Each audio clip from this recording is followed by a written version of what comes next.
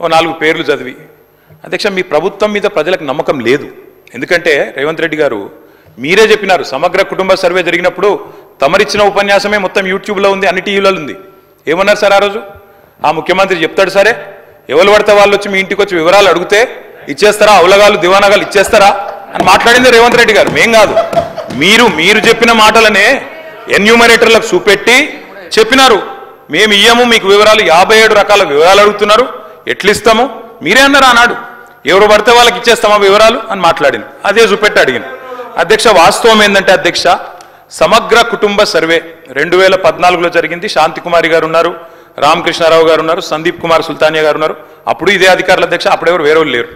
సమగ్ర కుటుంబ survey, I'm saying this on record, I worked as a minister for 9.5 years. Yes చేసింది మొత్తం ప్రభుత్వ అధికారులే, చేపించింది ప్రభుత్వమే.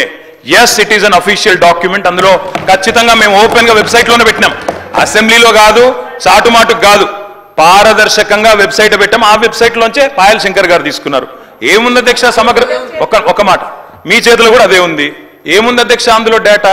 తేడా ఏంటంటే కేసీఆర్ గారి ప్రభుత్వానికి కాంగ్రెస్ ప్రభుత్వానికి అధ్యక్ష సమగ్ర కుటుంబ సర్వేలో పాల్గొన్న కుటుంబాల సంఖ్య 1,03,00,000 కుటుంబాల అధ్యక్ష, 1,03,95,000. మొత్తం పాల్గొన్న ప్రజలు 3,68,00,000.